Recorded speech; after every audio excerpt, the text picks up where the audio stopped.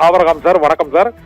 இந்த தேமுதிக கூட்டணி இப்போ திமுகவுடன் முதன்முறையாக இணைந்திருக்கிறது. இது இந்த தேர்தல் களத்தில் என்ன ஒரு மாற்றத்தை ஏற்படுத்தும் நினைக்கிறீங்க சார்? ஆக்சுவலா இப்ப சமீபத்துல அவங்க கடலூர்ல ஒரு மாநாடு ஒண்ணு போட்டிருந்தாங்க. அதாவது கடந்த பல தேர்தல்கள்ல அவங்க வாக்கு சதவீதம் கடுமையாக குறைந்துதான் காணப்பட்டுச்சு. பிரேமலதா விஜயகாந்தனுடைய அந்த முன்னெடுப்புகள் ரொம்ப தவறான நிறைய நடவடிக்கை எடுக்கிறாங்க, அதனால கட்சி ரொம்ப டவுனா போயிட்டு இருக்குன்னு தான் பேசிட்டு இருந்தாங்க. இந்த நேரத்துல விஜயகாந்தனுடைய மறைவுக்கு பின்னாடி அவங்க செய்த அந்த ஒரு மாநாடு, கடலூர் மாநாடு, ஒரு பெரிய எல்லாரையும் ஆச்சரியப்படத்தக்க வகையில ஒரு பெரிய கூட்டம் அங்க வந்திருந்தாங்க. ஆக்சுவலா விஜயகாந்தனுடைய ரசிகர்கள் இன்னும் ரசிகர்களா தான் இருக்காங்க. அந்த விஜயகாந்த் பேருக்கான அந்த ஒரு மரியாதை அந்த தொடர்ந்து நீடிக்குது. அதனாலதான் அந்த கட்சி இன்னும் அந்த அந்த ஸ்டேபிள் லெவல்லே தான் இருக்கு. இந்த தேர்தலில் அவங்க எடுத்திருக்கிற முடிவுகள் சரியா இல்லைன்னா அந்த கட்சி அங்கீகாரத்தை இழந்து நிக்குது, சின்னம் பறி போயிடும். அந்த மாதிரி ஒரு பெரிய பரபரப்பான சூழ்நிலையில் தான் யாரோட அணி சேர்ந்தால் நம்ம வெற்றி பெற முடியும் அப்படின்னு நேற்றைக்கு வரைக்கும் எல்லாரும் எல்லா ஊடகங்களும் அவங்ககிட்ட கேள்வி கேட்கும் போதெல்லாம் நான் இன்னும் முடிவெடுக்கலன்னு சொல்லிட்டு இருந்தாங்க. இந்த தகவல் நிச்சயமாக அந்த மாவட்ட நிர்வாகிகள், மாவட்ட செயலாளர்கள், அவங்க கட்சிக்காரர்கள் எல்லாருமே என்ன சொல்லியிருப்பாங்கன்னா, நிச்சயமாக நமக்கு இப்ப இருக்கிற ஆளும் கட்சி மீது மக்களுக்கு என்ன அதிருப்தி இருக்கா, மக்கள்கிட்ட ஒரு செல்வாக்கை பெற்றிருக்கிறாங்களா, தொடரட்டும் இந்த ஆட்சி நினைக்கிறாங்களா அப்படின்றதெல்லாம் அவங்க கேட்டிருப்பாங்க கண்டிப்பா. இந்த முடிவு விஜயகாந்த் இருந்த காலகட்டத்திலேயே கலைஞர் ரொம்ப எதிர்பார்த்தார். அவரோடு அணி சேருவாங்க திமுக.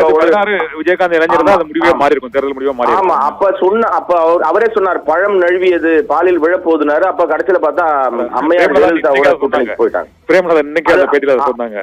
ஏன்னா அந்த நேரத்துல நான் செய்தியாளராக நான் அந்த செய்தி எடுத்து அறிவாலயத்துல காத்திருந்தேன் இவர் வருவாருன்னு. கடைசியில பார்த்தா அவங்க பாய்ஸ் கடந்து போயிட்டாரு விஜயகாந்த் அவர்கள். அது மாதிரி எதிர்பார்த்த கூட்டணி தாமதமாக தேர்ந்திருந்தாலும் இந்த கூட்டணி வலுப்பெறும் அப்படின்றதுதான் எல்லாருடைய அரசியல் பார்வையாளருடைய கருத்தா இருக்கு. மக்கள் என்ன விரும்புறாங்க அப்படின்னா கூட்டணி பலம், அதே நேரத்துல அந்த அந்த வாக்கு எண்ணிக்கை சதவீதம் இவங்களுக்கு இப்ப நிச்சயமாக கடந்த தேர்தலில் பாத்தீங்கன்னா 0.43 தான், பெரிய வாக்கு சதவீதம் இல்ல. ஆனால் அந்த ரசிகர்கள் ஏன் அந்த வாக்கு சதவீதம் குறைஞ்சிருச்சுன்னா அவர்கள் எல்லாருமே இவங்க எடுத்த கூட்டணி தவறான முடிவு. இவங்க போய் டிடிவியோட சேர்ந்தது, அப்புறம் மக்கள் நல கூட்டணின்னு போனது, இது எல்லாமே தவறான முன்னெடுப்புன்றதுனாலதான் அவங்க தோல்வி முகமாகவே இருந்தாங்க. இப்போ ஒரு ப்ராப்பரான ஒரு கட்சியில அவங்க இணைஞ்சிருக்கிறாங்களா அப்படின்னு சொல்லி மக்கள் பார்த்தாங்கன்னா அந்த ரசிகர்கள் ஏற்கனவே விஜயகாந்த் மீது நம்பிக்கையும் அன்பும் வைத்திருக்கிற ரசிகர்கள் நிச்சயமாக அந்த வாக்கு கடந்த முறை போட்ட மாதிரி இல்லாம விஜயகாந்த் அணிக்கு போடுவதற்கு வாய்ப்பு இருக்கு. அது அவங்களுக்கு பலம் தான் தரும். குடங்க வரதர் இன்னொன்னு, நாங்க இவ்வளவு நாள் சத்திரியனா இருந்தோம், இனிமேல் சாணக்கியனாக இருப்போம் என்று அந்த கடலூர் மாநாட்டில் பிரேமலதா விஜயகாந்த் நாங்க அது உண்மையிலே இது சாணக்கியத்தனமான முடிவா நினைக்கிறீங்களா நீங்க? இல்ல, சாணக்கியத்தனமான முடிவுனா இப்ப இந்த எடப்பாடி அவர்கள் ஏற்கனவே ஒரு உறுதி கொடுத்து அதை செய்யாம விட்டுட்டாரு. இப்போ அவங்க பேச்சுவார்த்தை மூலமாக நடத்தும் போது கூட அவருக்கு அந்த அஷூரன்ஸ் எதுவும் தந்த மாதிரி தெரியல. அதனால அவங்க ரொம்ப கிளவரா யோசிச்சுதான். இது சாணக்கியத்தனம் அவங்களை பொறுத்த வரைக்கும். மக்கள் பார்வையில் எப்படின்றதெல்லாம் ரெண்டாவது விஷயம். அவங்கள பொறுத்த வரைக்கும் நம்ப வச்சு அவர் அதிமுகவில் நம்மளை ஏமாத்திட்டாங்க அப்படின்ற மாதிரிதான். ஏன்னா ஒரு அறிக்கையை வெளியிட்டு இருந்தார், வருகிற தேர்தலில் ராஜ்யசபா இடங்கள் ஒதுக்கப்படும் அப்படின்னு ஒரு இது வரைக்கும் எந்த அரசியல் கட்சி வரலாறுலயே அடுத்து வருகிற ராஜ்யசபா சீட்டு இந்த கட்சிக்கு வழங்கப்படும், கூட்டணி கட்சிக்கு வழங்கப்படும்னு அறிவிப்பு வெளியிட்டதே கிடையாது. அந்த சாதனையெல்லாம் எடப்பாடி முன்னாடி பண்ணிருக்காரு. ஆனா அதை சொன்ன மாதிரி அவர் செய்யவே இல்லை. அந்த அறிவிப்பும் வரல, எந்த தகவலும் வரல. அப்ப அவர்களுக்கு அவர் கட்சியை காப்பாற்றணும். இன்னைக்கு அவங்க முன்னாடி இருக்கிற பெரிய நெருக்கடி என்னன்னா, ஒரு 8 இடங்களை வெற்றி பெற்றே ஆக வேண்டிய கட்டாயம் ஒண்ணு. ரெண்டாவது அவங்களுடைய அந்த சின்னத்தை பெற வேண்டிய கட்டாயம். 8 இடங்கள் பெற்றால்தான் அங்கீகாரம் கிடைக்கும். கிடைக்கலன்னா அவங்களுடைய சின்னமும் பறி போயிடும். ஏற்கனவே அது அங்கீகரிக்கப்பட்ட கட்சியாக இருந்து அது அங்கீகாரம் பறி போயிருச்சு. அப்ப கட்சியை காப்பாற்ற வேண்டிய கட்டாயத்துல பிரேமலதா இருக்காங்க. அதை காப்பாற்றுவதற்காக அவங்க திமுக அணியில இணைஞ்சிருப்பாங்களோ அப்படின்றது தான் என்னுடைய பார்வையாக நான் பாக்குறேன். ஓகே, ஆனா இதுக்கு காங்கிரஸ் கட்சி வைக்கப்பட்ட ஒரு செக்கா இல்ல பாரதிய ஜனதா கட்சிக்கு வைக்கப்பட்டக்கூடிய மிக முக்கியமான செக்கா நீங்க பாக்குறீங்களா? அதை எப்படி பாக்குறீங்க? அமித்ஷாக்கு வைக்கப்பட்ட செக்கா இல்ல காங்கிரஸ் வைக்கப்பட்ட செக்கா? காங்கிரஸ் ஒரு நெருக்கடி.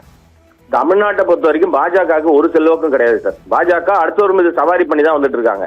சோ அதனால பாஜகவுக்கு வைக்கப்பட்ட செக் எல்லாம் கிடையாது. இது முழுக்க காங்கிரஸ். ஏன்னா காங்கிரஸ்ல உட்கட்சி பூசல், காங்கிரஸ்ல பல்வேறு 2ஆம் கட்ட தலைவர்கள், எம்பிக்கள் பேசுற பேச்சுக்கள் எல்லாம் பாத்தீங்கன்னா ஆளும் அந்த அந்த கூட்டணியில இருந்துகிட்டே கூட்டணி கண்ணாடி வீட்டுக்குள்ள இருந்து கல்லெறிகிற மாதிரி எரிஞ்சுக்கிட்டே இருக்காங்க தொடர்ந்து.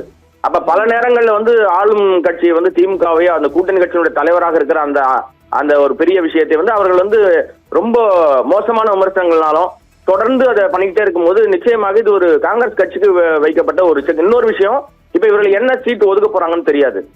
கடந்த முறை இந்த கூட்டணியில தேமுதிக இல்ல, இப்ப புதிதாக வந்திருக்கு. ஏற்கனவே கொடுக்கப்பட்ட எல்லா கட்சிகளுக்கும் ஆல்ரெடி அந்த கட்சியினுடைய எண்ணிக்கையில் தான் வழங்கப்படும். அப்ப அந்த அடிப்படையில காங்கிரஸுக்கு ஒதுக்கப்பட்ட சீட்ல இருந்து ஒரு சீட்டு கூட அதிகமாக வழங்கப்படாது என்பது இதன் மூலமாக வெளிச்சத்துக்கு வருது.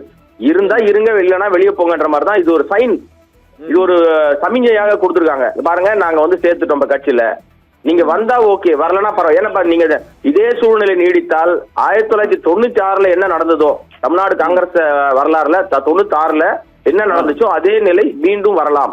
அன்னைக்கு வந்து மூப்பனார் தலைமையில காங்கிரஸ் 2ஆக உடைந்தது. அவர் தமாகான ஒரு கட்சி ஆரம்பிச்சாரு. அப்பவும் இதே மாதிரி பிரச்சனை தான். ஜெயலலிதாவோட கூட்டணி போவதா, கருணாநிதி அவர்களோட கூட்டணி போவதான்னு பேசி இருக்கும்போது இல்ல நாங்க வந்து ஜெயலலிதாவோட போகணும் ஒரு கூட்டம் போனாங்க. நான் கருணாநிதியோட தான் போவேன்னு சொல்லி வந்து மூப்பனார் அவர்கள் வந்தார். வெற்றி யாருக்கு பெற்றதுன்னா காங்கிரஸ் படுதோல்வி. இதெல்லாம் கடந்த கால வரலாறு. இதே நிலை இப்போது மீண்டும் நடக்கலாம். ஏன்னா நீங்க வந்து பிரவீன் சக்கரவர்த்தியா இருக்கலாம், அல்லனா வந்து நம்ம மாணிக் தாகூர் எம்பியா இருக்கலாம், இன்னும் பல பேரும் தொடர்ச்சியாக வந்து திமுக மீது நிறைய விமர்சனங்களை வைத்துட்டு இருக்காங்க. இன்னும் அவங்க எல்லாம் பேசுறதுக்கு எந்த அடிப்படை முகாந்திரமும் இல்லை. அவங்க வந்து கட்சியில பொறுப்புகள்ல இருக்கலாம், பேச வேண்டிய தலைமை அமைதியா இருக்கு, டெல்லி தலைமை அமைதியா இருக்கு.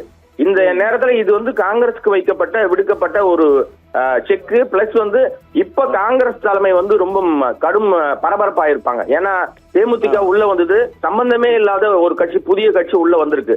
அவர்களுக்கு எத்தனை இடங்கள் ஒதுக்கினாலும் அது எங்க இருந்து கொடுப்பாங்க? திமுக போட்டியிட்ட தொகுதியில இருந்து கொடுக்க முடியுமா? அப்ப அவர்கள் மினிமம் வந்து நீங்க வந்து குறைந்தபட்சம் 160 இடங்கள்லயாவது வெற்றி நிக்க வேணும். இன்னதான் 120 இடங்கள் 130 இடங்களா வெற்றி பெற்றால்தான் ஆட்சியை பிடிக்க முடியும் தனி மெஜாரிட்டியில. ஆமா, இடங்களை குறைத்துக் கொள்வதற்கு திமுகவுக்கு வாய்ப்பு இல்ல. அவ்வளவு சிக்கலோடு இந்த தேர்தல் வந்து கொஞ்சம் நிறைய நெருக்கடியோடு பார்க்கப்படுகிற தேர்தலா வேற இருக்கு.